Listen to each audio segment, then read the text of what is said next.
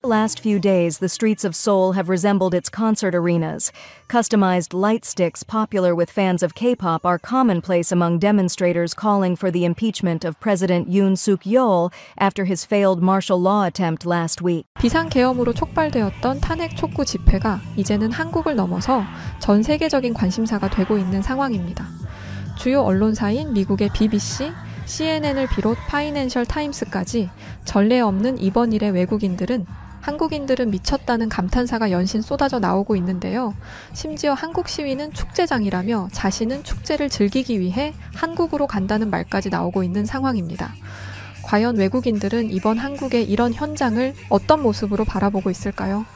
또한 미국의 한 정책 전문가는 한국의 시위 문화도 대단하지만 한국의 다른 모습을 집중 조명하며 전 세계적으로도 이례가 없는 일이라고 말하는데요. 한국의 어떤 모습이 미국 정책 전문가들을 놀라게 했던 걸까요? 안녕하세요. 저는 미국에 거주하고 있는 에머리 밀러입니다. 자세한 이야기를 밝힐 순 없지만 현재 미국 한 도시에 위치한 연구소에서 정책 분석가로 일하고 있죠. 저는 35살이고 지난 10년간 민주주의의 전환과 시민저항운동을 연구해왔어요. 전 세계를 돌아다니며 수많은 사례를 분석하는 게 저의 일이죠. 간단히 말해 저는 민주주의와 시민행동의 관계를 연구하는 일을 하는 사람이에요. 그러다 보니 아무래도 제 관심사는 늘 민주주의가 어떻게 태어났고 어떻게 성장하며 또 어떻게 무너지는지에 관한 것일 수밖에 없지요. 예를 들어 제가 대학원 시절 연구했던 우크라이나의 유로마이단 운동처럼 말이에요. 이 민주화 운동은 2013년 11월에 우크라이나 키예프에서 일어난 운동으로 저에게는 강한 인상을 남긴 대표적인 사건인데요. 당시 우크라이나 대통령이었던 빅토르 야누코비치가 유럽연합 EU와의 협력 강화 협정을 거부하고 대신 러시아와의 경제적 협력을 강화하려고 하면서 일어난 사태라고 간략히 설명드릴 수 있을 것 같아요. 처음엔 평화로운 시위였지만 정부가 강경하게 진압을 시도하면서 사태는 점점 폭력적으로 변해갔고 결국 3개월 만에 야누코비치는 러시아로 도피해야 했답니다. 사람들이 민주주의와 자유를 위해 목숨을 걸고 거리로 나섰고 결국 야누코비치 정권을 무너뜨린 사건이죠. 결과는 찬란했지만 그 대가는 참혹했어요. 수백 명이 목숨을 잃었고 결국 러시아의 크림반도 병합과 같은 더 큰 혼란으로 이어졌죠. 비슷한 사건으로 터키의 쿠데타 시도도 있습니다. 이 사건은 제가 연구자로서 큰 교훈을 얻은 사건이죠. 터키 군부의 일부 세력이 레제프 타이프 에르도안 대통령의 권위주의적 통치를 중단시키기 위해 군사 쿠데타를 시도한 사건인데요. 군이 정부 주요 시설을 장악하기 위해 움직이며 전투기와 헬리콥터를 동원해 공중에서까지 공격을 가했던 사건입니다. 하지만 이때 에르도안 대통령이 SNS와 방송을 통해 시민들에게 거리로 나와 쿠데타에 저항할 것을 호소했고 시민들이 대거 거리로 나서면서 경찰과 시민의 저항으로 불과 하루 만에 진압된 쿠데타였죠. 시민들은 용감하게 군사 쿠데타를 막아냈지만 그 이후 터키는 민주주의에서 점점 멀어졌어요. 민주주의를 지키기 위해 싸운 시민들이 오히려 결국 강력한 권위주의적 통치 아래 놓이게 된 거죠. 저는 이러한 사례들을 통해 민주주의가 얼마나 연약한지 그리고 시민들의 행동이 얼마나 중요한지 깨닫곤 했습니다. 그리고 오늘의 주인공이 될 두 가지 사건이 더 있죠. 바로 2021년 1월에 있었던 미국 의회 난입 사건과 지난 12월 3일에 일어났던 한국의 계엄령 사태가 있습니다. 저는 두 사건 모두 뉴스를 통해 실시간으로 상황을 지켜본 사람이었는데요. 저는 이 두 사건을 모두 경험하면서 특히 한국의 계엄령 사태를 통해 미국의 민주주의가 얼마나 쉽게 위기에 처할 수 있는지 뼈저리게 느끼고 또 시민 행동과 제도가 민주주의를 유지하는 데 얼마나 중요한지를 느끼게 되었답니다. 며칠 전 저는 평소처럼 아침 일찍 사무실에 도착해 커피를 내리며 컴퓨터를 켰습니다. 그런데 이메일보다 먼저 확인하게 된 것은 바로 스마트폰에 뜬 한국의 계엄령 관련 긴급 속보였어요. 뉴스를 클릭하니 윤석열 대통령이 비상계엄을 선포했고 군이 국회를 봉쇄했다는 헤드라인이 제 눈을 사로잡더군요. 한국에서 계엄령이라니 사실 저는 그 순간엔 제 눈을 믿기 힘들었어요. 한국은 제가 항상 성공적인 민주주의의 사례로 꼽아왔던 나라였거든요. 1987년 민주화 이후 한국은 군사 독재를 끝내고 헌법과 제도를 통해 민주주의를 꾸준히 발전시켜온 나라라고 전 알고 있었으니까요. 무엇보다도 2016년 수백만 명의 시민들이 평화로운 촛불 집회를 통해 부패한 정권을 탄핵한 사례는 제 연구에서도 자주 인용되곤 하던 주요 소재였죠. 그런데 그런 한국에서 계엄령이 선포되었다니 이게 무슨 소식이냔 말이죠. 도저히 이해가 되지 않더군요. 뉴스를 더 확인하니 계엄령 선포는 전날 밤 한국 시간으로 10시경에 발표되었고 군이 이미 국회 주요 출입구를 봉쇄하고 있다는 보도가 이어지고 있었어요. 미국 워싱턴 기준으로는 아침 8시쯤에 전해진 소식이었죠. 제 하루는 보통 긴급 회의와 업무로 시작되지만 이날 아침만큼은 모든 일을 멈추고 이 뉴스에 빠져들지 않을 수 없었습니다. 이어지는 TV 화면에는 군 장갑차가 국회로 향하는 모습이 생생히 담겨 있었어요. 기자는 계엄령 선포의 이유를 국내 반국가 세력 척결로 요약했지만 실제로는 정치적 긴장과 권력 갈등이 배경임을 암시하고 있는 것 같았죠. 충격과 동시에 이 사건이 아무래도 그저 한국만의 문제가 아니라는 생각이 머릿속을 스쳤습니다. 민주주의라는 것이 어느 나라에서든 위기에 처할 수 있는 것임을 보여주는 사례라고 느껴졌기 때문이었어요. 저는 즉시 뉴스를 검색하고 한국의 상황을 더 깊이 알아보기로 했습니다. 왜 이런 일이 벌어진 걸까? 한국인들은 이 위기를 어떻게 극복할 수 있을지 여러 질문들을 멈출 수 없었죠. 그날 저는 한 가지 결심을 했습니다. 한국에서 벌어지고 있는 이 사건을 통해 민주주의와 시민의식에 대해 다시 한번 배워보겠다고 말이죠. 물론 충격을 받은 건 저뿐만이 아닌 것 같았어요. 윤석열 대통령의 계엄령 선포는 전 세계적으로 충격적인 사건인 것 같았죠. 사실 이 시대의 OECD 국가 중에서 그것도 세계 경제순위 10위 내외를 겨루는 대한민국에서 세계 민주주의의 중요한 메시지를 던질 수 있는 사건이라고 해도 무방할 정도였죠. 화면 속 장면은 놀라움과 긴장감 그 자체였어요. 국회의사당으로 진입하려는 군 병력, 막아서기 위해 빠르게 모이는 시민들, 국회 안에서는 의원들이 필사적으로 본회의를 준비하는 모습까지 모든 것이 영화의 한 장면처럼 느껴졌어요. 사실 저는 한국의 이 사건을 보면서 제 나라의 경험, 특히 2021년 1월 6일 미국 의회 난입 사건과 비교하지 않을 수 없었는데요. 그날의 이야기는 이러합니다. 2021년 1월 6일 미국은 전 세계 민주주의 국가들 앞에서 자신들의 약점을 고스란히 드러냈죠. 당시 트럼프 대통령은 대선 결과에 불복하며 자신의 지지자들에게 의사당으로 행진하라는 메시지를 보냈어요. 그 결과 수천 명의 지지자들이 워싱턴 DC의 의사당으로 몰려가기 시작했죠. 난입이 시작된 그날 의사당은 상하원 의원들이 모여 조 바이든의 대통령 당선을 공식 인증하는 본회의를 진행 중이었습니다. 그런데 갑자기 수백 명의 시위대가 의사당 건물로 몰려들어 문과 창문을 부수고 난입하기 시작한 거죠. 경찰들은 허술한 방어선을 유지하며 건물을 지키려 했지만 시위대의 숫자와 조직력을 감당하지 못했어요. 그들은 의원들의 사무실을 점거하고 상원의 의장석에서 기념사진을 찍으며 민주주의의 상징적 공간을 훼손했죠. 결국 상하원 의원들은 피신해야 했고 의사당은 무려 몇 시간 동안 시위대의 손에 장악되었습니다. 이 사건으로 5명이 사망하고 수십 명의 부상자가 발생하기까지 했어요. 이후 트럼프 대통령은 비난받았고 미국의 민주주의는 세계적 신뢰를 크게 잃었죠. 하지만 제가 가장 충격을 받았던 것은 사건 이후 미국 시민들의 반응이었습니다.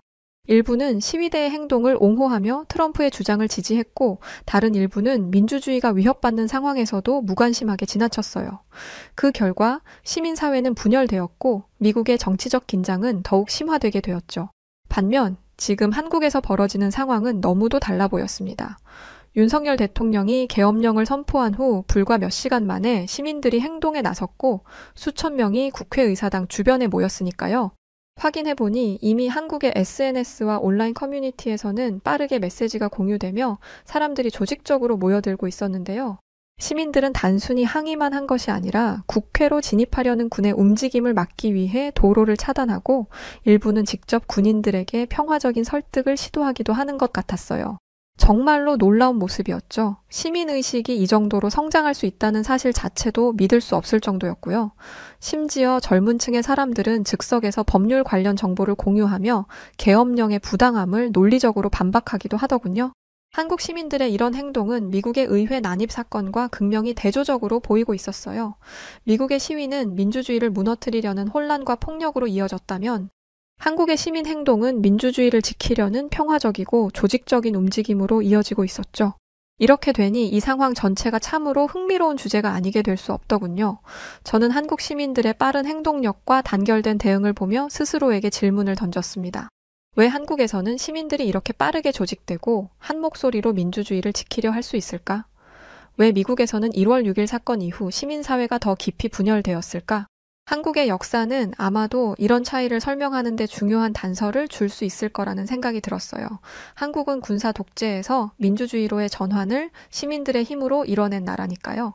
그러니 시민들이 민주주의를 단순히 제도나 법의 문제로 보지 않고 자신들이 직접 만들어가야 할 것으로 여기는 점이 가장 큰 차이점이 아닐까 하는 생각이 들었어요. 한국의 시민 행동은 단순히 저항의 차원을 넘어 민주주의를 수호하는 실질적인 행동 그 자체였죠. 이렇게 되니 저는 점점 더 궁금증이 커져가기 시작했습니다. 이제 한국 시민들은 이 위기에서 민주주의를 지켜낼 수 있을까? 저는 그 해답을 찾아가는 과정을 지켜보기로 했어요. 물론 제가 지켜볼 수 있는 방법은 온라인뿐이었습니다. 다행히도 한국의 뉴스 채널들은 유튜브에서 모두 온라인 실시간 생중계를 해주고 있었기 때문에 저는 유튜브와 SNS를 통해 실시간으로 전해지는 한국 시민들의 움직임을 볼 수 있었어요. 누군가는 국회 앞에서 스마트폰을 들어 직접 시민 생중계를 하기도 하고 다른 누군가는 도로 한복판에서 군 차량을 막아서기도 하고 있더군요. 사람들의 목소리는 화면을 통해 생생히 전해지고 있었어요. 번역되는 댓글 분위기를 보아하니 군은 국민의 목소리를 들어야 한다. 우리는 폭력을 원하지 않는다는 등의 메시지가 많이 나오고 있더군요.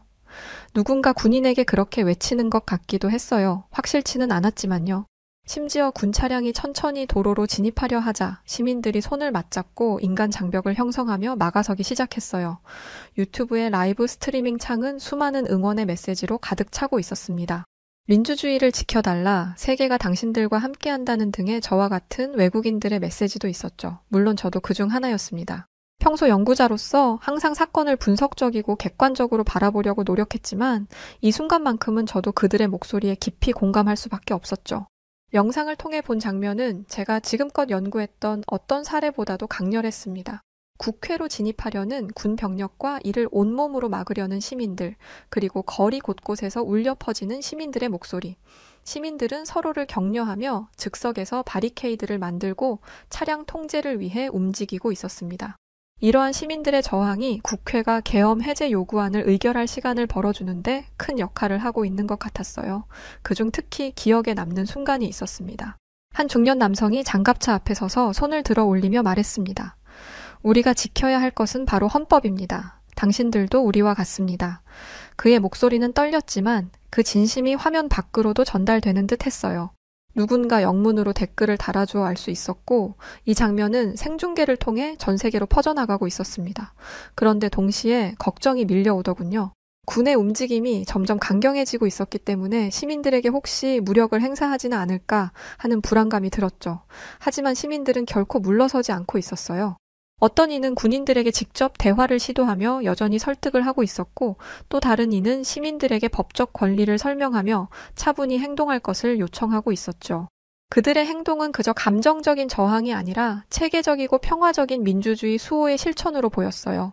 저는 물론 그들의 안위를 걱정하고 있었지만 그럼에도 불구하고 그들의 용기에 감탄을 멈출 수 없었죠. 시민들이 직접 민주주의를 지키기 위해 나선 이 순간은 단순히 한국이라는 나라의 위기 상황이 아니라 전 세계가 주목해야 할 민주주의의 새로운 가능성을 보여주는 사건으로 느껴졌어요. 그런데 그때였습니다. 놀라운 광경이 목격되었어요. 바로 한 여성 국회의원이 군인의 총을 직접 잡으며 막아서는 장면이었죠. 그녀는 두려움 없이 군인의 눈을 똑바로 바라보며 단호하게 무언가를 말하고 있었습니다. 자세히 알 수는 없었지만 그에게 마치 국민을 지키는 군인의 명분을 다하라는 것 같았죠. 이 총은 국민을 위협하기 위해 존재하는 것이 아니라고 말이에요. 군인은 잠시 멈칫하며 그녀를 응시했어요. 그 순간 그의 손이 떨리는 것이 화면을 통해서도 분명히 보이는 것 같았죠. 저는 그 순간 미친 듯한 긴장감을 느꼈어요. 왜냐하면 미국이었으면 당장 그 자리에서 그녀를 사살하고도 남았을 테니까요. 총구는 더 이상 그녀를 향하지 않았고 그는 마치 자신이 무엇을 위해 여기에 서 있는지 다시금 생각하는 듯 보였어요. 마치 스스로에게 말하는 듯한 표정으로 그는 무언의 대답을 하고 있는 듯 했죠. 주위의 군인들 역시 마찬가지였어요.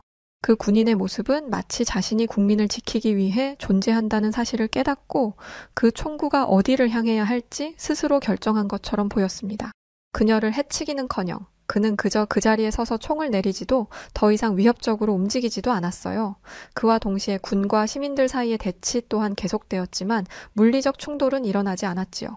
시민들은 결의에 찬 모습으로 군의 전진을 막으며 평화적인 저항을 이어가는 것으로 보였습니다. 이 모든 장면을 유튜브로 지켜보던 저는 깊은 감명을 받았어요. 군인의 망설임과 행동은 민주주의의 본질을 상징하는 듯 했죠. 물론 군인은 상명하복이 원칙입니다. 그렇기에 그 군인은 총을 내려놓지도 공개적으로 명령을 거부하지도 않았죠. 그러나 그의 행동은 스스로 국민을 지키기 위해 존재한다는 사실을 깨닫고 그 총구를 국민에게 겨누지 않겠다는 결단을 내린 듯 보였어요. 그 순간 그런 생각이 들더군요. 아, 민주주의는 단순히 제도나 법이 아니라 그것을 지키려는 사람들의 신념에서 비롯되는 게 맞구나. 이처럼 한국에서 벌어진 이 장면은 단순한 대치 이상의 의미를 지니고 있었습니다. 그것은 민주주의를 위협하는 상황 속에서도 개인의 신념과 용기가 얼마나 강력한 변화를 만들어낼 수 있는지를 보여주고 있었죠. 저는 한국의 긴급한 뉴스 상황을 보며 민주주의의 힘을 다시금 느낄 수 있었어요. 한국인들은 자신이 무엇을 위해 존재하는지 아는 사람들이라는 생각이 들었죠.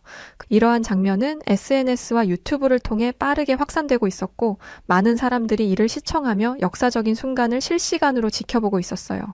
아마 저뿐만이 아니라 전 세계가 놀라워하고 있었겠죠. 한국의 시민들과 국회의원들이 보여준 단결력과 민주주의를 지키려는 의지가 정말 대단했으니까요. 만화에서나 볼 법한 사태죠, 사실. 이러한 연대와 행동이야말로 진정한 민주주의의 힘이 아닐까라는 생각이 들며 문득 그런 생각이 들었어요. 미국은 과연 우리나라에서도 이러한 연대가 가능할까? 솔직히 쉽지 않겠다는 생각이 들었죠. 미국 사람들은 이렇게 연대가 잘 되지 않거든요. 이런저런 생각에 잠겨 있는데 상황은 긴박하게 이어졌습니다. 이윽고 새벽이 밝아올 무렵 본회의장에 모인 의원들이 마침내 계엄 해제를 위한 투표를 준비하기 시작했어요. 국회의사당 내부는 침묵 속에서도 긴장감이 감도는 것 같았죠. 의원들은 그동안의 갈등과 위기 속에서 자신들이 내려야 할 결정을 깊이 깨닫고 있는 듯 했어요. 곧이어 계엄 해제 투표가 시작되었고 하나씩 투표가 집계되며 국회는 점점 더 뜨거워졌죠. 그리고 드디어 결과가 나왔습니다. 결국 압도적인 전원 찬성으로 계엄 해제안이 통과되었다는 자막이 흘러나왔어요. 의장은 이를 선포하며 국회 내외로 커다란 환호성이 터져나왔지요. 계엄령이 해제되었습니다. 이 소식은 국회 밖에서 기다리던 시민들에게도 즉시 전달된 것 같았어요. 밤새 추위 속에서 국회를 지키던 시민들은 서로를 끌어안으며 기쁨의 눈물을 흘리고 있었죠. 계엄 해제 소식이 전해지자 국회를 둘러싸고 있던 군 병력은 상부의 명령을 받은 듯 천천히 철수하기 시작했습니다.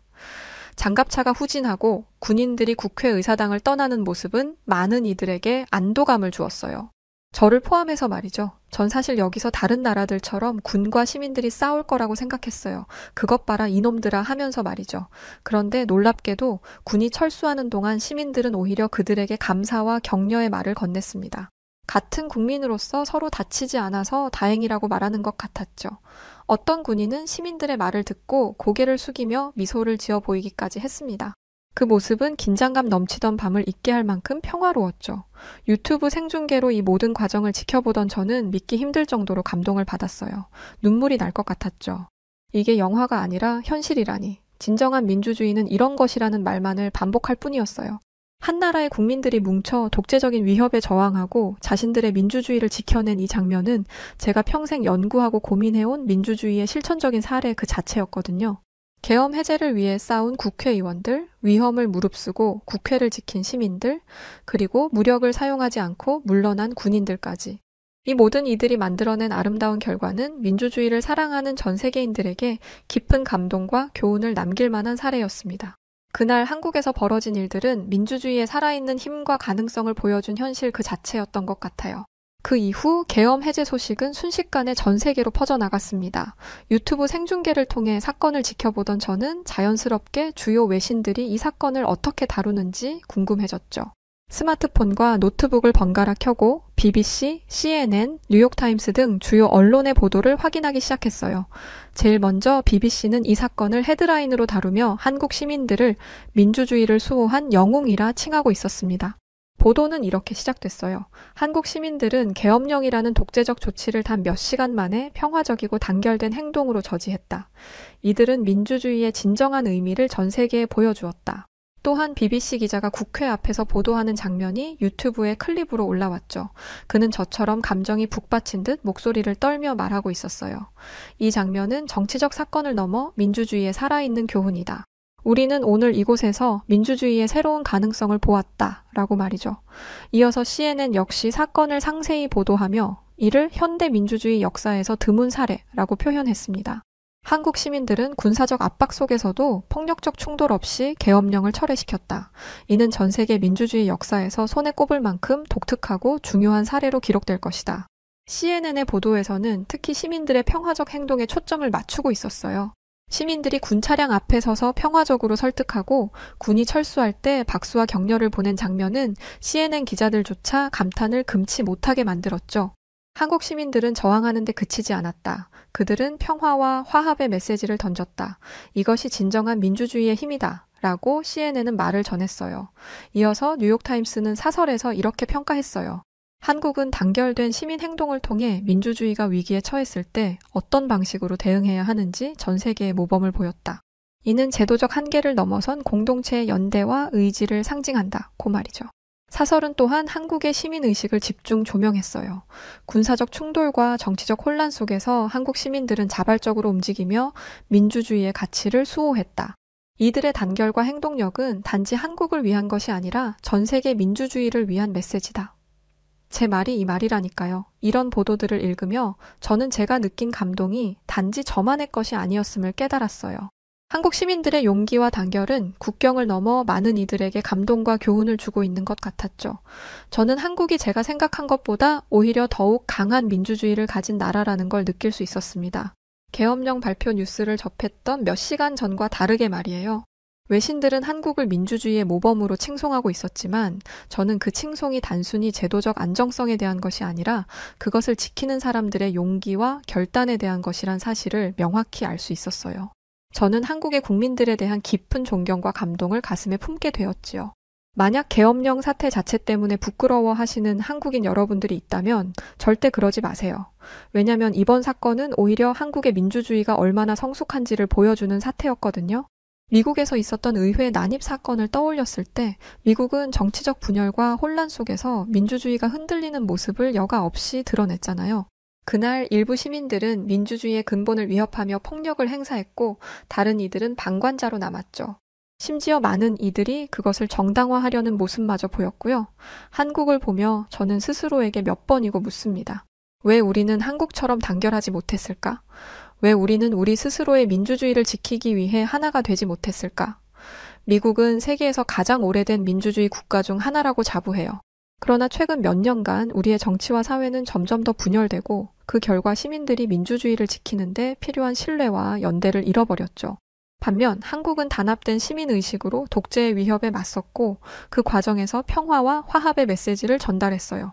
이 차이는 너무나도 큰 것이라고 생각해요. 한국은 민주화 항쟁부터 시작하여 촛불 집회에 이르기까지 시민들이 민주주의를 위한 중요한 순간마다 행동을 통해 목소리를 낸 나라예요.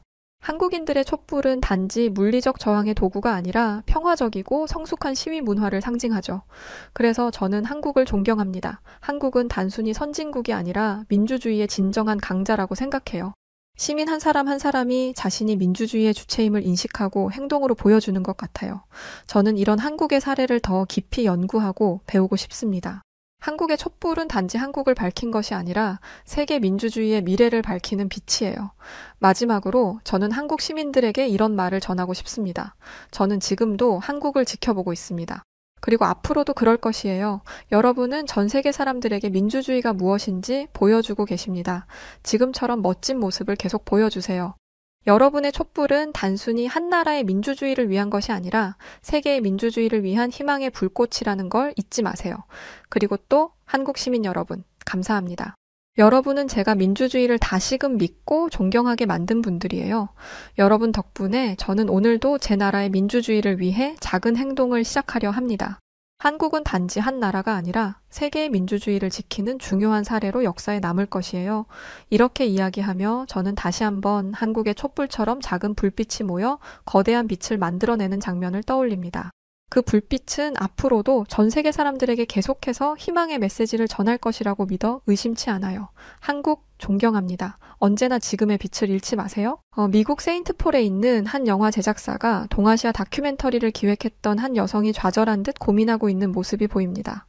이내 그녀는 한국으로의 촬영을 떠났고 그곳에서 정말 믿기 힘든 모습을 마주하고 촬영물을 어딘가로 전달하는데요. 과연 이 미국 여성에게 무슨 일이 있던 걸까요? 안녕하세요. 저는 미국에서 영화 제작자로 일하고 있는 마이클 브라운입니다.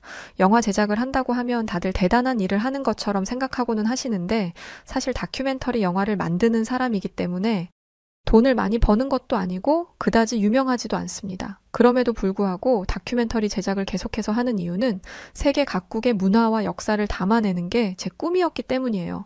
하지만 다큐멘터리는 상업 영화에 비해 수요가 적어 제작 자금을 모으는 것부터가 큰 도전입니다. 더군다나 제가 있는 제작사가 큰 엔터 기업도 아니었기에 영화 한 편 만드는 것이 정말 쉽지 않은 일입니다. 당시에 저는 동아시아 국가들의 환경 문제를 다루는 영화를 제작하고 있었습니다. 제가 미국인이라서 그런 건지 사실 유럽 국가들의 환경 문제를 다루려 했는데 주변 반대가 심했거든요. 그래서 제 의지와 조금 다르게 유럽국이 아닌 동아시아 국가들을 다루게 되었고 당연하게도 동아시아 하면 떠오르는 한국, 중국, 일본 이 세 개 나라에 대해서 제작하고 있었어요. 하지만 제작비 부족으로 끝까지 다큐멘터리를 찍을 수 있을지 고민이 많던 시기였습니다. 그러나 죽으란 법 없다더니 저에게 빛과 같은 존재가 눈앞에 나타났었습니다. 바로 중국에서 온 국제영화 기획자 펑쇠렌이었죠. 펑쇠렌은 이런 제 다큐멘터리에 관심이 많았습니다. 당시 한국 환경을 다루고 있었는데 제 다큐멘터리를 중국에서 소개하고 싶다고 하더라고요. 사실 처음에는 의아했습니다. 보통 자신이 속한 아시아국의 환경 문제를 다루는 건데 과연 중국에서 관심을 받을 수 있을까 하는 의구심이 들었었거든요. 하지만 제게 선택의 여지는 없었습니다. 제작비 한 푼이 귀했거든요. 그리고 펑쇠렌과 대화하다 보니 중국에 대한 선입견도 조금 깨지더라고요. 자신의 문화에 자부심이 있는 펑쇠렌을 보면서 중국의 역사가 길기는 하다더니 사실이기는 한가 보구나 라는 생각도 하게 됐죠. 또 저는 먹는 걸 굉장히 좋아하는데 예술가는 배고픈 직업이다 보니 먹고 싶은 게 있어도 꾹 참는 경우가 다반사였거든요. 하지만 펑쇠렌은 맛있는 중국 음식을 소개하고 사주면서 중국의 음식 문화도 알려주려고 노력했습니다. 또 제 다큐멘터리 제작비에 과감한 투자를 해준 사람이기도 했기 때문에 당시에 저는 펑쇠렌이 정말 좋은 사람이라고만 생각했어요. 매스컴에서 나오는 중국의 모습이 전부가 아니라고 생각하기도 했죠. 그 사건이 있기 전만 해도 말입니다. 앞서 말했듯 저는 환경오염에 관한 내용의 다큐멘터리를 제작하고 있었어요. 한국과 중국, 그리고 일본 이렇게 세 나라를 다룰 예정이었죠. 동아시아 국가에서 탄소 배출량이 가장 많은 곳은 어디인지 다큐를 찍으며 기후변화 문제를 찾아보고자 하는 영화를 제작하고 이를 알리려 했거든요. 그런데 문제가 발생하기 시작합니다. 분명 저는 펑쇠렌을 처음 만났을 때 한국 부분을 다루고 있었어요. 자료 조사도 하고 한국의 계절과 환경에 대해서 펑쇠렌과 대화도 하고 의논도 한 건 사실이에요. 그런데 분명 저는 당시에 중국에 대한 이야기도 했었습니다. 펑쇠렌에게 주었던 기획서에도 중국 이야기가 들어가 있었고요. 저는 당연히 기획서를 본 줄 알았는데 이걸 보지도 않고 투자를 하겠다고 마음먹었을 줄은 정말이지 상상도 못했습니다. 투자 받았을 때만 해도 저는 중국 촬영 때는 펑쇠렌의 지식과 인맥이 도움이 되겠구나 생각까지 했어요. 그런데 알고 봤더니 한국을 다룬다는 이야기만 보고서는 대뜸 중국에 소개하자면서 투자를 결심했던 거였죠. 펑쇠렌을 처음 만났을 때 당시 한국을 다루고 있긴 했지만 이미 한국의 사계절과 한국의 환경 오염에 대한 대처 방식, 한국인들의 환경 오염에 대한 지식과 이해 정도까지 모두 조사와 촬영이 거의 끝날 무렵이어서 저는 아무렇지 않게 중국의 환경 문제를 다루자고 제안했던 건데 펑쇠렌은 그런 저를 두고 갑자기 사기꾼 취급하면서 몰아가기 시작한 겁니다. 제가 촬영하며 조사한 한국의 탄소 배출량은 국제환경단체 기후행동 추적 데이터에 의거 13위로 조사되었고 당시 전 세계 1위로 온실가스를 배출했던 국가가 중국이라는 것을 확인하고 바로 중국 촬영에 들어가려고 했던 것이죠. 그런데 펑쇠렌은 그런 저의 행동에 화를 냈던 겁니다. 지금까지 저를 속인 겁니까? 저는 한국의 환경 문제를 비판하는 내용으로 알고 투자를 한 건데 지금 어딜 문제 삼겠다고요? 우리 중국이요? 대체 지금 뭐 하자는 겁니까? 속인 게 아니라 펑쇠렌이 제대로 보지 않은 거라고 백날 얘기해도 제 얘기를 듣지 않더라고요. 정말 벽을 보고 말하는 것 같았습니다. 심지어 펑쇠렌은 이런 말도 하더군요. 왜 여기에 중국을 끌어들이는 겁니까? 중국의 탄소 배출량이 많다는 건 다 날조된 거야. 지금 당신 나라 미국이 거짓말 치는 거라고.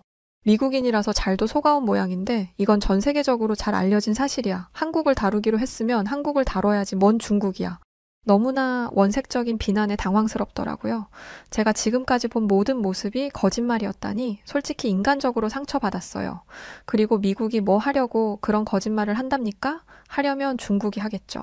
펑쉐렌을 보면서 중국에 대한 이미지가 많이 나아졌는데 역시는 역시더라고요.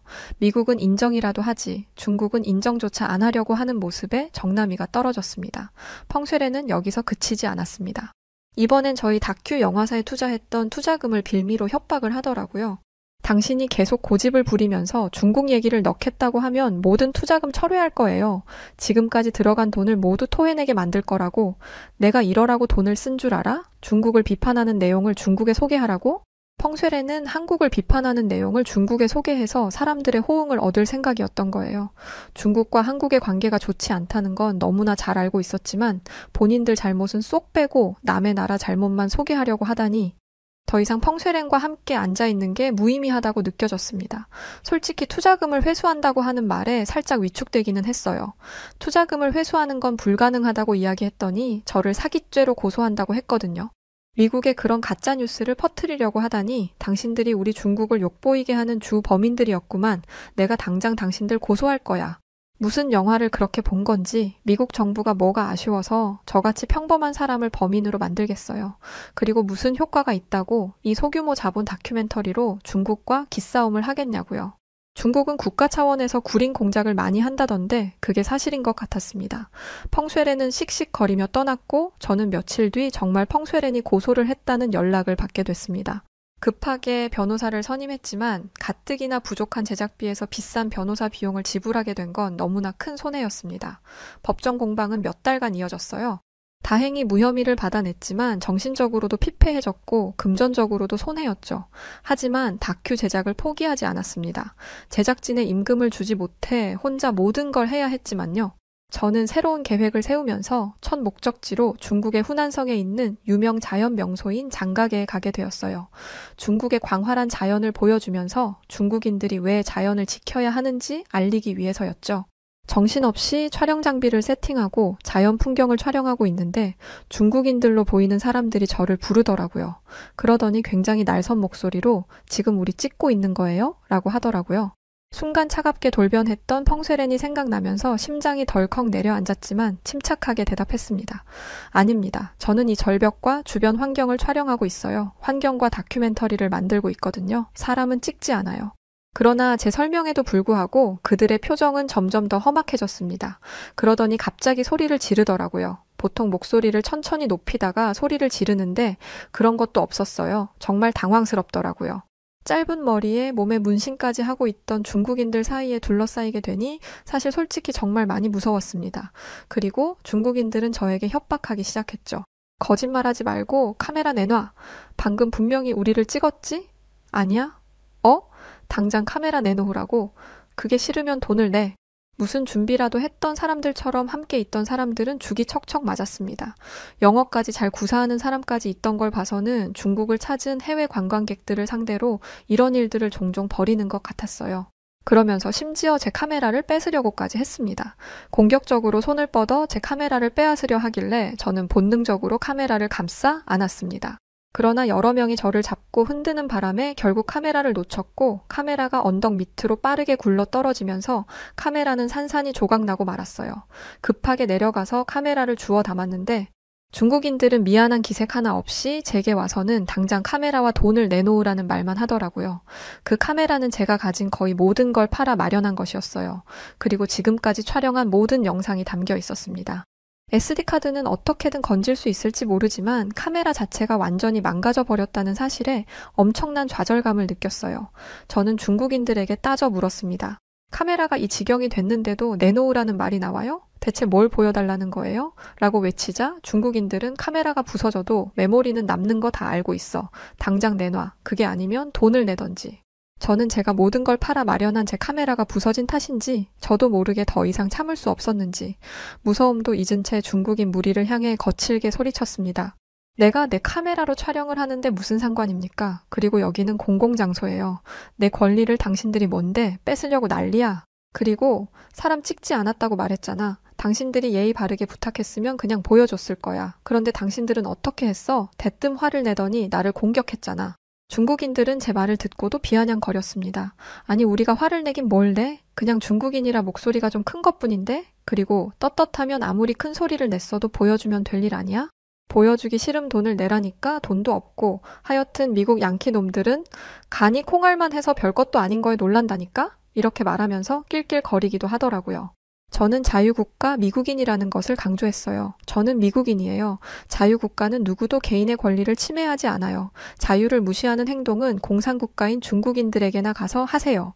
공산국가라는 말이 나오자마자 역대급으로 성질을 내더라고요. 야, 너 우리가 누군지 알아? 이게 감히 지금 뭐라는 거야? 아니, 공산국가를 공산국가라고 말한 것뿐인데 왜들 저렇게 화를 내는지 당황스럽더군요. 분위기는 점점 더 험악해졌고 당장이라도 저에게 달려들 기세로 중국인들은 저를 둘러싸기 시작했어요. 그런데 그때였습니다. 그 중국인들이 저에게 화를 내며 점점 압박해오던 순간 누군가가 저와 중국인 무리의 사이를 가로막은 것이었죠. 이 보세요. 여성을 두고 뭐 하는 겁니까? 진정들 하세요. 그리고 여긴 공공장소이고 사람들도 오가는 곳이라고요. 제 앞에 서서 중국말로 이야기하는 사람이 처음에 저는 다른 중국인인 줄 알았어요. 하지만 저를 겁박하던 중국인 무리가 그 사람에게 감히 한국인 주제에 우리 하는 일에 끼어들어? 라고 말했던 터에 한국인인 걸 알게 되었어요. 한국인들은 5분이 계셨는데 모두 저를 자신들의 뒤로 숨기고 저를 보호하려고 했습니다. 그러면서 중국인 무리에게 이렇게 이야기했죠. 무슨 상황인지 다 지켜봤습니다. 여러분은 이분에게 무리한 요구를 했어요. 그리고 누군가가 경찰에 신고를 했다고 합니다. 이제 경찰이 올 건데 이런 모습을 보여줄 건가요? 진정하시는 게 여러분에게도 좋을 텐데요. 한국인의 강단 있는 목소리를 들은 중국인들은 이제야 조금 주춤하더라고요. 그러면서도 끝까지 억지 주장을 놓치지 않았습니다. 우리가 뭘 잘못했는데 우리를 찍었으니까 카메라 달라고 한 건데 그게 뭔 죄야. 그리고 우리가 보고 싶다고 하면 보여줘야지 돈을 내던가. 그리고 고작 한국인 주제에 지금 여기서 우리에게 해보잔 거야? 경악을 금치 못하겠더라고요. 이런 식의 권위주의적 태도가 21세기, 그것도 이런 현대사회에서 존재한다는 게요. 한국인들은 이미 예상했었는지 어이없어 하는 표정을 지으며 대꾸했습니다. 중국인들이 뭘 알겠냐마는 미국이나 한국과 같은 민주주의 국가에서는 모든 사람이 평등합니다. 부자이든 권력자이든 사람을 함부로 무시할 수는 없어요. 그때 마침 중국 경찰들이 도착했습니다. 그런데 정말 어이없게도 경찰이 오자마자 태도를 싹 바꾸더라고요. 그러면서 저 외국인이 우리 중국인들을 허락도 없이 촬영했다며 저희를 손가락질하기 시작했습니다. 팔은 안으로 굽는다더니 결국 경찰들은 부서진 제 카메라를 가리키며 타인을 촬영하는 행위는 불법이라고 하면서 부서진 제 카메라를 회수했고 한국인 분들의 상황 설명에 겨우 상황은 종료될 수 있었어요. 그렇게 경찰과 중국인들은 자리를 떠났는데 먼 중국까지 와서 촬영했던 장비는 잃게 되고 무엇보다 그동안 애써 담아왔던 데이터를 모두 잃어버리게 돼서 정말 멍하니 하늘만 보고 있었습니다. 그런데 아까 저를 도와주었던 한국인 분들이 저에게 다가와 괜찮냐고 물어보셨어요. 저는 그제야 정신을 차리고 도와주셔서 감사하다는 말을 거듭해서 전했죠. 그러자 한국인 분들은 괜찮다고 말하며 오히려 저를 안심시키시더라고요. 그러더니 제 손에 카메라 SD 카드를 쥐어주었습니다. 그리곤 제가 사는 미국의 주소를 알려달라고 하더군요. 부서진 카메라에 담겨 있던 SD 카드를 혹시 몰라 미리 뺐었다고 합니다. 그리고 중국 경찰 쪽에 지인이 있으니 부셔진 카메라를 회수하여 고쳐 보내주겠다고 했습니다. 저는 너무 놀랐죠. 이렇게까지 도움을 주실 거라고 정말 생각도 못했거든요. 어떻게 보답을 해드려야 하겠냐고 비용을 지불하겠다고 하니 명함을 주며 한국인 분들은 이렇게 말했습니다. 아까 다큐멘터리를 찍는다는 얘기를 언뜻 들었어요. 그리고 이런 촬영을 하러 오는데 혼자, 그것도 카메라 하나 달랑 들고 왔다는 건 예산이 넉넉지 않다는 것 같은데 제 예상이 틀렸나요? 저는 엄청난 통찰력에 깜짝 놀랐습니다. 분명 관련된 일을 하는 사람이라고 생각했죠. 그런데 실제로 알고 보니 일행 중 한 분이 한국 방송국에서 근무하다 퇴직하고 친구들과 여행을 왔던 거였어요. 그날 이후 저는 다시 제가 살던 미국으로 돌아왔었습니다. 다행히 한국인 분들이 손에 쥐어준 SD카드가 있던 터에 다큐에 들어갈 일부 영상들은 보존되었었죠. 그리고 얼마 뒤 정말 그때 만난 한국인 분들이 수리한 제 카메라를 제가 사는 곳으로 보내주었습니다. 이 얼마나 감사한 일인가요? 세계 어느 국가의 사람들도 이렇게 타인을 도와주지 못할 겁니다. 이렇게 감사한 일을 겪었음에도 사실 저는 그 이후로 기획했던 다큐멘터리 촬영을 할 수가 없었어요. 다시 중국으로 건너갈 자신도 없었고 무엇보다 자금 확보가 되지 않아 예산이 없었습니다. 그렇게 시간은 흐르고 어느 날이었습니다. 미국 CNN에서 기자로 근무하고 있던 친구가 최근 전에 대학에서 만났던 한국인 친구가 미국으로 왔고 저녁 식사 초대를 받았는데 같이 가자고 했었어요. 한국인이라 제가 큰 도움을 받았던 국가의 사람들이 떠올랐습니다. 당연히 저는 그 제안에 응했고 함께 저녁 식사 자리에 참석하게 되었습니다. 그곳에는 CNN에서 기자로 활동하는 미국인들과 한국인들로 보이는 몇몇 분들이 계셨어요. 그분들은 저를 반갑게 맞아주었고 인사를 나누며 저희는 맛있는 저녁 식사를 할 수 있었어요. 그런데 그곳에서 저는 정말 아주 놀랍고 재밌는 광경을 목격하게 되었었습니다. 식사를 맛있게 하고 먹었던 음식을 치우는데 미국은 음식물 쓰레기와 일반 쓰레기를 구분하지 않고 버리거든요. 그런데 그렇게 음식물과 일반 쓰레기를 함께 치우는 모습을 보던 한 한국인이 지인에게 그 모습을 보며 혀를 끌끌 찼습니다. 아니, 미국에서 쓰레기 버릴 때마다 양심에 찔리네. 너는 안 그래? 그러자 한 한국인분이 고개를 끄덕이더라고요. 나도 그래. 여기서 10년을 넘게 살았는데도 익숙해지지가 않네. 그런데 뭐 어쩌겠어. 내가 분리수거를 한다고 해도 바뀌는 게 없을 텐데 여긴 미국이잖아. 맞아. 한국에서는 이렇게 버렸다간 난리가 날 텐데. 이런 상황과 대화들을 지켜보던 저는 의아했죠. 쓰레기? 분리수거? 대체 이게 무슨 말인지. 여하튼 이 얘기를 들으니 환경 다큐멘터리를 만들던 제 귀가 쫑긋해지더군요. 무슨 얘기를 하는 건지 묻자 두 사람은 한국의 분리수거 시스템에 대해 설명해 주었습니다. 저는 분리수거 시스템을 언뜻 알고만 있었지 자세히는 몰랐어요. 그런데 한국은 이 분리수거를 굉장히 철저하게 지키더라고요. 일반 쓰레기와 음식물 쓰레기를 구분해서 버리는 건 기본이고 음식물 쓰레기 중에서도 버릴 수 있는 것, 버릴 수 없는 것이 정해져 있었어요. 얘기를 듣는데 듣는 것만으로도 뭔가 복잡하게 느껴지고 플라스틱, 깡통, 비닐, 음식물, 일반 쓰레기 등등 머리가 아프더라고요. 솔직히 미국은 그런 거 없어요. 일반 쓰레기든 음식물이든 그냥 다 같이 버려버립니다. 그래서 쓰레기장 주변에 온갖 벌레들이 들끓기도 하고 길고양이들이 기웃대거나 냄새도 심하게 납니다. 설마 이걸 다 기억하시는 거예요? 라고 물으니 두 분은 그걸 말이라고 하냐? 라는 눈빛으로 저를 쳐다보았습니다. 한국에서는 이게 정말 당연한 일상이더라고요. 게다가 재활용품도 종이, 플라스틱, 캔, 유리병을 분리해서 버린다고 했습니다. 게다가 쓰레기를 버릴 때는 깨끗하게 세척을 해서 버린다고 하더라고요. 택배 박스를 버릴 때도 테이프를 박스와 분리해서 버려야 한다고요. 심지어 플라스틱 페트병에 붙어있는 라벨까지 떼서 쓰레기를 분리수거한다고 했습니다. 솔직히 이걸 문서로만 봤으면 안 믿었을 겁니다. 이런 규칙이 있다고 해도 안 지킬 거라고 생각했어요. 우리 미국에서 이런 걸 시행한다? 아마 제 생각에 미국 인구 단 5%도 지키지 못할 일이라는 생각이 들었어요. 그런데 한국인들은 당연히 이걸 지키더라고요. 그리고 이게 환경을 위한 거라는 걸 알고 있었습니다. 실제로 한국의 재활용률은 세계 최고 수준이더라고요. 게다가 종량제 봉투라는 시스템도 놀라웠습니다. 쓰레기를 버릴 때 특별한 봉투를 사용해야 하는데 이 봉투의 가격에 쓰레기 처리 비용이 포함되어 있더라고요. 즉 불필요한 쓰레기를 많이 버리는 사람일수록 쓰레기 처리 비용을 많이 감당해야 한다는 거였죠. 쓰레기 처리 비용을 아끼고 싶다면 자발적으로 쓰레기를 줄이게 만드는 아주 똑똑한 방법이었어요. 솔직히 저는 환경보호를 가장 잘하는 나라로 독일을 주목하고 있었어요. 동아시아 국가의 환경 문제에 대한 실상을 보여주고 독일의 선진적인 환경 정책과 재생에너지 사용을 촬영하려고 했죠. 그런데 저는 제 계획을 완전히 수정해야겠다고 마음먹었습니다. 독일도 분리수거를 하기는 하지만 이렇게 모든 사람이 하는 건 아니에요. 해도 그만, 안 해도 그만이죠. 그런데 한국은 수준 자체가 달랐습니다. 하지만 쉽게 믿을 수 있는 수준이 아니었어요. 그래서 저는 눈으로 직접 봐야겠다고 마음먹고 한국행 비행기 티켓을 예매했습니다. 진짜 열심히 모아 촬영 때 쓰려고 한 건데 앞전에 한국에 대해 조사할 때 예산이 없어서 인터넷으로만 자료를 수집하고 한국에 전파된 영상들을 짜집기하여 준비했었는데 눈으로 봐야겠다는 생각을 했거든요. 인터넷으로 자료 조사했던 이상의 것이 있길 바라는 마음으로 저는 비행기에 올랐고 얼마 뒤 한국에 도착할 수 있었습니다. 인천공항에 발을 딛는 순간 새로운 세계에 들어선 기분이었어요. 공항에서의 청결함이 장난 아니더라고요. 어디에서도 쓰레기를 볼 수가 없었습니다. 화장실은 말할 것도 없었죠. 이 정도면 청소부들이 시도 때도 없이 다녀야 할 텐데 청소하는 사람들도 많이 보이지 않았습니다. 그럴 수 있는 이유는 단 하나였어요. 쓰레기를 많이 버리지 않으니까 가능한 일이죠. 그리고 사람들이 텅 빈 플라스틱 컵이나 빈 봉지를 손에 들고 다니더라고요. 왜 그러나 했더니 쓰레기통을 찾으면 버리려는 거였어요. 그런데 쓰레기통이 정말 많이 없더라고요. 그러면 저 쓰레기를 어디다 버리나 봤더니 그대로 집으로 들고 가는 걸 보게 되었습니다.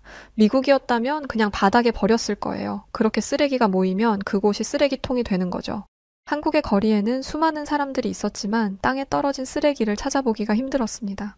심지어 담배꽁초조차 안 보이더라고요. 나중에 안 거지만 한국에서는 길거리 흡연조차 금지되어 있었어요. 미국에서는 어딜 가나 담배 냄새를 맡아야 하는데 그런 곤욕을 치르지 않아도 된다니 이 이유 때문에라도 한국에 와야겠다는 생각이 들더라고요. 뉴욕이나 LA 같은 대도시는 많은 사람들이 환상을 갖는 곳이지만 실제로 가면 쓰레기로 넘쳐나는 걸 볼 수 있습니다. 인구 밀집 지역이나 관광지 주변은 더 심하죠. 게다가 뉴욕의 경우 매년 수백만 톤의 쓰레기가 발생하는데 이걸 해결할 방법을 찾지 못하고 있어요. 한국과 비교해보니 미국인으로서 부끄럽더라고요. 그런데 미국은 쓰레기뿐만 아니라 마약 문제도 심각해요. 하지만 한국의 골목에서는 미국과 같은 모습을 찾아볼 수가 없었습니다. 게다가 늦은 밤에도 여성분들이 혼자 걸어 다니는 걸 보면서 한국의 길거리는 깨끗할 뿐만 아니라 안전하기까지 하다는 걸 알 수 있었어요.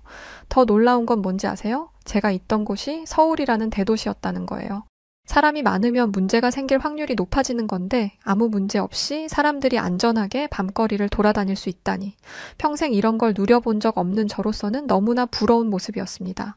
저는 대도시를 지나 지방도시로도 향했어요. 대도시는 교육 수준이 높다는 게 일반적인 인식이라 대도시일수록 사람들의 시민의식이 낮다는 게 미국인들의 생각이거든요. 그런데 한국은 지방도시라고 해서 교육 수준이 낮지 않더라고요. 제가 만난 사람들 전부가 대졸자였습니다. 저는 과거 촬영차 중국에서 갔던 지방도시를 떠올릴 수밖에 없었어요. 같은 아시아였으니까요. 아니 베이징만 해도 충격적이었죠. 거리는 쓰레기로 넘쳐났고 특히 플라스틱 쓰레기가 눈에 띄게 많았어요. 길거리 음식점이 즐비한 골목에서는 음식물 쓰레기와 기름때가 뒤섞여 불쾌한 냄새를 풍겼죠. 지방도시는 수질 오염 문제도 심각했습니다. 정말 죄다 죽은 강 같더라고요. 공장에서 나오는 폐수와 생활하수가 섞여서 강으로 흘러 들어가는데 미관상의 문제도 있었지만 냄새는 정말 참을 수 없을 정도였어요. 그런데 중국은 깨끗한 국가라고 모든 게 거짓된 이야기들이 송출되고 있는 것이라고 말하던 펑쇠렌이 떠오르더군요. 왜 진실을 숨기고 자신들의 국가의 치부를 감추려고만 하려는지 이해되지 않았습니다. 실제로 전 세계에서 가장 많은 온실가스를 배출했던 나라가 중국이었죠. 전 세계가 합산 배출했던 온실가스는 약 500억 메트릭 톤에 달하는데 이 중에 144억 메트릭 톤을 중국이 내보내고 있었어요. 이거에 비하면 한국의 환경은 천국이나 다름없었죠. 고작 6억 7천만 메트릭 톤의 온실가스만 배출하는 국가였으니까요. 중국과 20배가 넘게 차이가 났던 겁니다. 실제로 제가 본 한국의 하늘은 맑았고 한강은 깨끗했어요. 게다가 청계천의 수질은 상상 이상이었습니다. 대도시 한가운데를 가로지르는 강의 수질이 그 정도라니 사람들이 신발을 벗고 발을 담그며 더위를 식히는 모습이 너무나 아름답더라고요. 자연과 도시의 공존이라니. 환경을 보존해야 하는 이유를 설명할 때 이 장면을 넣으면 되겠다고 생각했습니다. 시골은 뭐 말할 것도 없었죠. 어딜 가든 풀 냄새가 나는데 요양을 하러 온 기분이었습니다. 풀 냄새, 물 냄새가 이렇게 쾌적하고 청정한 것일 거라곤 상상도 못했어요. 한국에 오지 않았다면 아마 평생을 살아도 경험하지 못했을 거예요. 미국으로 돌아가기 전 제가 간 곳은 강원도 영월이라는 곳이었어요. 아주 작은 도시였는데 저는 영월 시내에서도 더 깊숙한 곳으로 들어갔습니다. 깊은 곳으로 들어가니 더 깨끗한 자연이 나오더라고요. 그런데 놀라운 건 차 하나 들어가기도 버거운 길에도 분리수거함이 있다는 거였어요. 게다가 CCTV까지 달아서 쓰레기를 하부로 버리지 못하도록 하고 있었습니다. 그런데 더 놀라운 게 뭔지 아세요? 아마 이건 한국인 분들도 잘 모르실 것 같은데요. 한국에는 에너지 자립도라는 게 있습니다. 에너지 자립 마을은 외부로부터 공급되는 에너지를 줄이고 마을 공동체에서 자체 에너지를 개발하는 거예요. 당연히 신재생 에너지를 사용해서 아주 환경 친화적으로 에너지를 만들고 있죠. 맨날 화석이나 태우고 석유나 뽑아내는 다른 국가들과는 전혀 다른 모습이었습니다. 이건 일전에 자료조사를 하며 찾았던 건데 한국에 오게 된 이상 안 와볼 수가 없었어요. 한국은 잘 사는 나라잖아요. 다른 나라에서 에너지원을 수입하는 게 어려운 일이 아닐 텐데 이런 사업을 국가 차원에서 한다는 점이 놀라웠습니다. 저는 다큐멘터리를 어떻게 완성할 것인지에 대한 해답을 한국에서 찾았습니다. 그런데 한국에서 오랫동안 촬영을 하려면 제작비가 걱정이더라고요. 그래서 SNS에 하소연하는 글을 썼는데 어떻게 알았는지 한국 독립영화 제작팀에서 연락이 왔어요. 자기들이 도와줄 수 있을 것 같다고 하더라고요. 저는 그분들의 도움을 받아 사무실에서 숙식을 해결하며 촬영을 이어왔습니다. 그런데 제작팀이 엄청난 소식을 물고 왔어요. 바로 한국인 투자자가 저희 다큐멘터리에 자본을 댄다는 거였습니다. 그런데 말이 투자지? 이거는 후원이나 다름없어요. 다큐멘터리 영화로 수익을 기대한다는 게 말이 안 되니까요. 제가 이런 말을 하면 안 되지만 왜 투자를 하는 건지 궁금했습니다. 그 투자자분은 이런 내용이 세계에 알려져서 많은 나라들이 환경 보전의 필요성을 깨닫길 바란다고 하셨어요. 그러면서 덧붙인 말이 굉장히 멋있었는데요. 그분은 한국인이 투자했다고 해서 한국이 과하게 드러나지 않아도 괜찮습니다. 있는 그대로 제작해주세요. 한국의 위상이 드높아지는 것도 자랑스러운 일이지만 거짓이 있어서는 안 된다고 생각해요. 라고 말씀하셨어요. 지난날 누구와 너무나 다르더라고요. 저는 한국의 도움으로 환경 다큐를 완성해서 환경보호단체에 보냈습니다. 그런데 이 소식을 어떻게 알았는지 펑쉐렌에게서 문자가 왔었어요. 아니 기어코 중국 이야기를 넣었어? 이 영화가 대중에게 공개되면 중국 동포들이 널 가만두지 않을 거야. 지금이라도 중국 내용을 삭제한다면 너그럽게 넘어가겠어. 그러니 빨리 중단해. 여전히 자신이 대단한 사람인 양, 윗사람인 양 구는데 그냥 무시해버렸습니다.